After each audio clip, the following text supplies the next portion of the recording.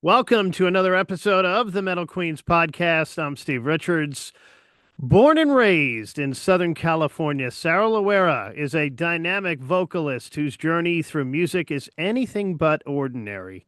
From piano and flute lessons as a child to digging through her father's legendary record collection, music was always part of her DNA. After starting out as a theater major at Cal State Long Beach, Sara stepped away from traditional musical theater and found her true home in the raw, colorful underground of LA's garage and psychedelic rock scene. DJing, fronting garage rock bands, and eventually touring across Asia for over a year and a half, Sara built her career the real way, on stages, on the road, and through pure passion.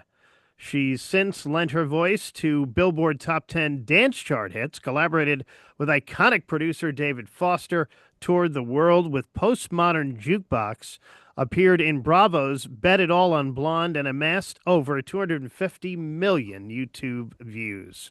With two original albums under her belt and a voice that commands attention, Sara Loera is a true musical force. Sara, So they say. welcome So to they the Metal say. Queens.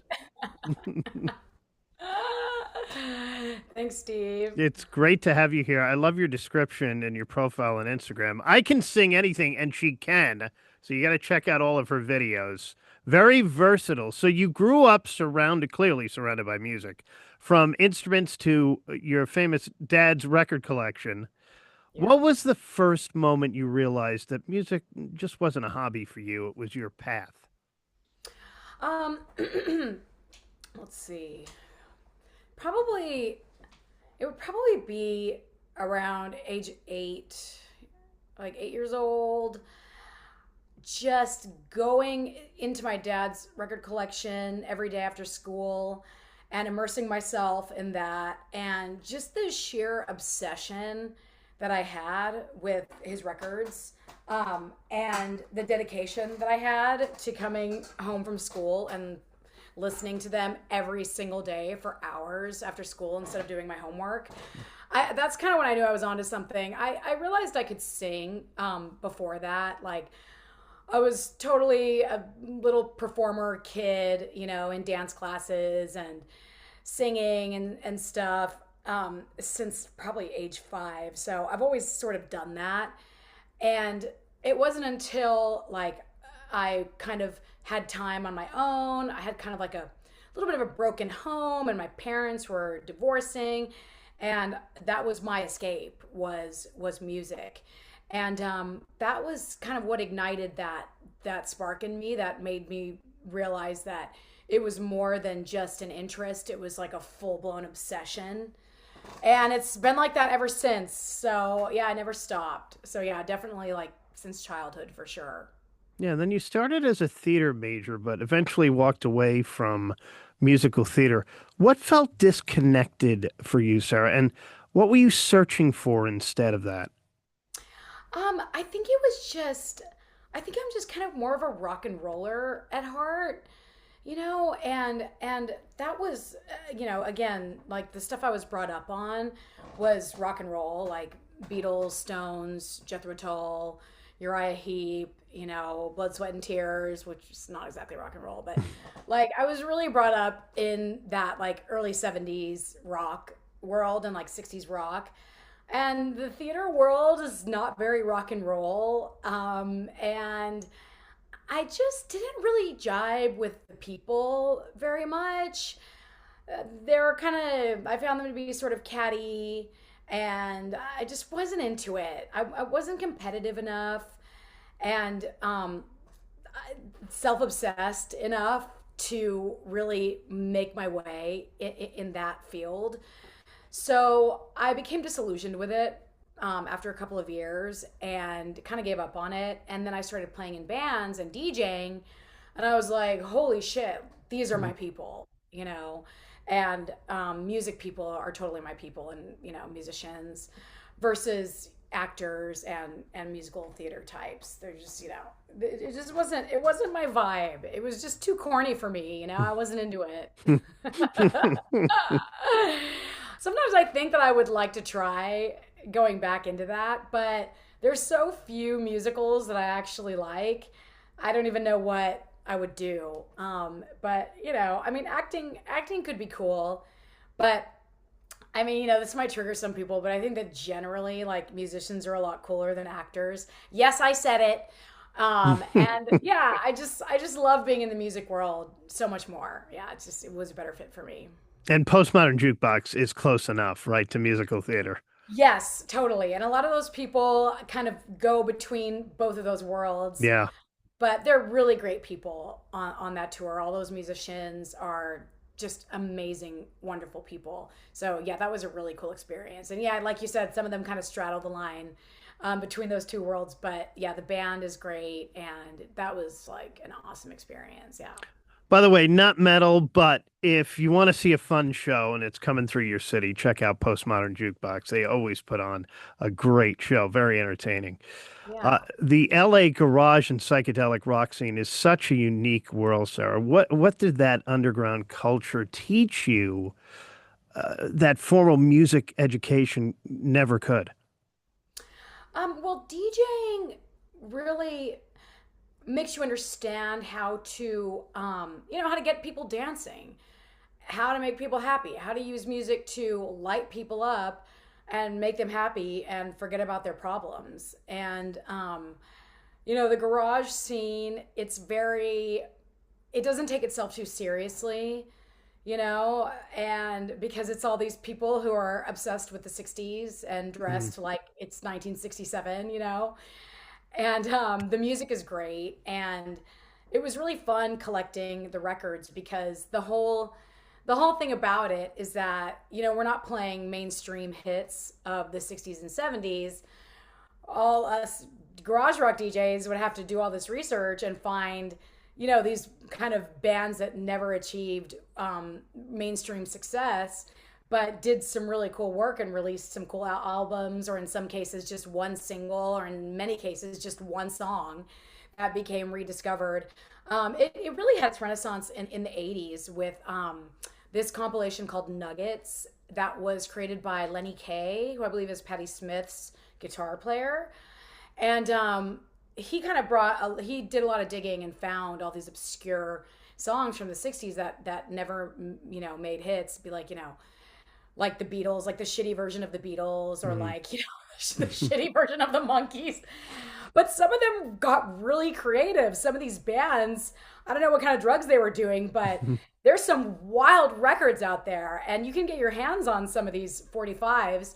And I have tons of them still. I have a record collection of 45s. It's probably worth a few $1,000, and I have my crowning glory is this 145 that I have that I think is worth $500, and it's from 1971, and it's a song called Flying Saucers Have Landed by a guy named Paul St. John. It was never a big hit, but it's a really groovy song, and it's very T-Rex kind of glam rock-ish. And it's just fun doing the research and finding all these songs, and you have to do all this digging and really just find MP3s of these songs somewhere and be like, oh my god, like, this is a great song that nobody's ever heard of. Let me see if I can find the 45 for it existing somewhere. And a lot of times you can. So it was just it was a really fun way to nerd out musically and impress people with all your rare records, and make people happy and make people dance. So yeah, I don't know if that answered your question, but it was a really good time. You toured across Asia for over a year and a half early in your career. How did that experience shape you as a performer and also as a person too? Yeah, that was kind of like trial by fire. I mean, I was working in these bands. They were just club bands, and I remember I was in this band at one time in Guangzhou, and there were two females. It was me and another female singer. And the other female singer wasn't a great singer, and if she ever saw this, which I don't think she will, I think she's okay with that because she's more of a dancer. But she was from Colombia, and this chick had so much charisma. Her singing voice was not good, right? Like, she could barely like carry a note, but she could dance her ass off, and she was super entertaining. And I was in a band with her, and I was a great singer, but I hadn't really gotten my performing chops up yet. And it just makes you realize that, sure, you can sing great, but if you're kind of just standing there and singing, and you got somebody standing next to you who isn't as great of a singer, but they're super entertaining, like people are going to be into that, you know? Yeah. So I had to really level up my performance and be like, all right, like singing, being a good singer is not enough. You have to have everything. You have to be dynamic. You have to be engaging. You have to hype up the crowd. And so that was something that I learned, was that it's not just all about your skill and your technique. It's about, your performance and how you make people feel and getting people excited. So yeah. Collaborating with someone like David Foster, that was huge. What did you learn from working with a producer of that caliber? I have to say, David was pretty easy to work with, surprisingly. So I was doing demo work for him. So he came out with a musical, Betty Boop, the musical. I think it just came out last year. And he's been working on it for like 15 years. And they had a girl singing the demos who was a Broadway star, who I won't name. And she was doing the demos, but the people in charge, like the lyricist and some of the other people who were producing the play, didn't like the way she was singing the songs, because she sounded like too polished or too super Broadway or something. So they needed somebody who was a little bit more rougher on the edges.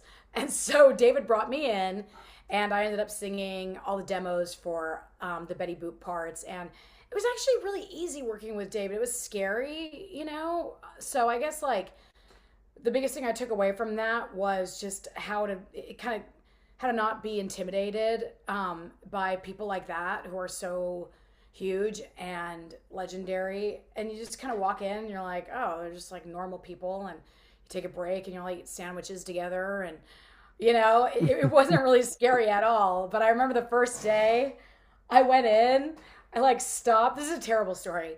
I like stopped at 7-Eleven, got a little like shot at a little bottle of Patron that was like this big. And I shot it in the downstairs lobby of Universal Music. And I threw it in the trash because I was terrified, I was like totally terrified. And then I went up there and it was fine. And so I didn't need to do that again.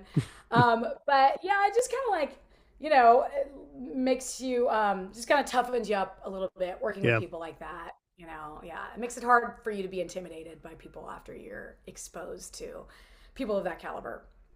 With over 250 million views on YouTube, how do you view platforms like YouTube in shaping modern music careers now? Yeah, I mean, I think it's great. I love YouTube. I'm releasing Yeah. a new song on YouTube this week.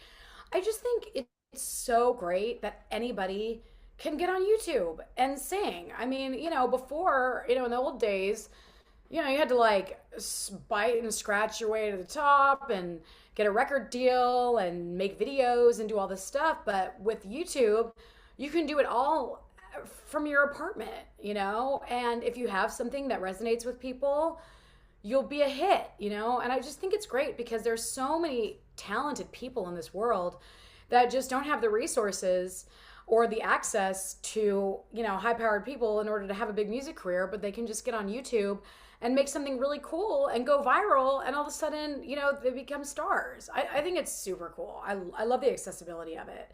So yeah, I'm a big fan of YouTube for sure. In terms of vocal prep for you, how do you approach that when jumping between styles, which you do, that demand completely different techniques? Hmm. That's a pretty good question. Well, I have to say, and this is like, I don't know if this is going to sound obnoxious, but I think that because I've sang so much for so many years, it's just my vocal muscle is so trained that like I generally don't really have to do much. I will say that if I'm singing a song that's super high, and belty, it's hard sometimes to go from that to singing something that's really low. It's like you go from singing like Celine Dion and then you want to sing a Stevie Nicks song next. Like you have to, kind of readjust your larynx and all that kind of stuff. I remember I was recording with Ken Tamplin like this was, I don't know how many years ago, but we did that. We did a Celine Dion song in the studio, and then I was going to sing a Carpenter song after that. And I couldn't sing like the Carpenter song because it was really low. And I had just screamed all these insane Celine Dion high notes. I couldn't pull it off. So we had to wait till the next morning. And we did it like first thing in the morning after I woke up when my voice was like, and it came out great. But yeah, just, knowing, just having that technique and, I don't do like tons of warming up or anything. I sing so much. I sing like 3, 4, 5 nights a week. I'm gigging constantly. So if I wasn't doing that, I would probably be doing a lot more in the way of, building technique and doing vocal exercises and stuff. But I'm like doing on the job training every day, multiple nights a week for, 15 years now. So it's kind of, I've got my muscles built up pretty strong. So that's, Yeah. I never lose my voice, which is weird. Sometimes my falsetto will sound a little weak or scratchy, but as far as like being able to belt, I've never lost my voice. Even being sick, I just power through it somehow. Hopefully I won't have to pay the price for that someday, but so far so good. Yeah, especially singing that much. And by the way, check out Sarah's videos too. She literally goes from Celine Dion, Carpenters, Barbara Streisand to Black Sabbath, AC/DC. Leather's put on, and she's singing AC/DC and Black Sabbath. So Yeah. very versatile. Thank You you. have released 2 original albums. What themes or personal experiences tend to show up most in your songwriting? I gotta say, the 2 albums that I put out weren't really personal at Mm. all. And that's why I'd really like to do something this year that is personal and that does kind of come more from me. My first album I put out was just a covers album, so that was that. And then the second one was a concept album, and it was like I guess you could call it a space themed rock opera. But the story didn't come from me. It was like this guy who had an idea for a record, a concept album, and he hit me up because he liked my singing to sing it and write it. So I wrote it with a couple of guys. And so that didn't really come from me either, although I did like the material because I like sci-fi. But I would really like to write something this year. And I do have a hard time sometimes being vulnerable in my writing, and I don't like it. So that's my challenge this year, is to be vulnerable and write some songs. I probably won't write about love or anything stupid like that. I don't know what exactly I'll write about, but I didn't really know what genre I wanted to sing. That was kind of one of the reasons why I've held back on doing an original album for the past few years. But now I know. Now I know what genre I would like to sing in. So I'm ready to do that this year. So we'll have to wait and see how that goes. But that's going to happen this year for sure. Can you reveal what genre are you gonna hold back? Yeah, I want to do kind of like synthy kind of new wave stuff with guitars, like the band Missing Persons. Yeah. Oh yeah. Yeah, I would like to Yep. do something like that. Like something like that, or something like kind of like Blondie, something like that, like rock that also has like a little bit of a synthy new wave or like a gothy kind of edge to it. That's what I want to do. I don't want to sing like just heavy metal, and I don't want to sing like folk music. I want to do like, yeah, like new wave. Yeah. All right. So a lot of songwriting coming up this year for you. You said you're releasing a song in about a week too. What else is on tap for you this year? Oh my gosh. Well, I do so many gigs. I make my living as like a singer for hire. So I'm constantly doing private events, private parties, lounges. I do tours. I do the PMJ thing. I'm singing at this like big cheerleading competition in Las Vegas for the next couple of weeks at the Orleans Arena in Vegas. And I'm just like constantly getting booked on all kinds of different things. So, that's how I make my living is just being a singer for hire. Um, I have just an insane amount of gigs. I had like almost no days off in December. I was gigging like every night, and I was so exhausted. And now I finally feel like I'm able to breathe a little bit, like now in the second week of January. But yeah, I just constantly have gigs, of all sorts everywhere. I'm always in Vegas, back and forth. And, I do jazz gigs as well. I just did one in Palm Springs that was super fun with a jazz band. And, yeah, and I'm working with a new band here in LA that's like, and we're doing some garage rock covers and soul. We're doing like kind of like 60s garage and soul music. And that's just for fun, but that's something that I would like to take, to different places and maybe do little tours or like do kind of like a cabaret act here in LA or in Vegas or something.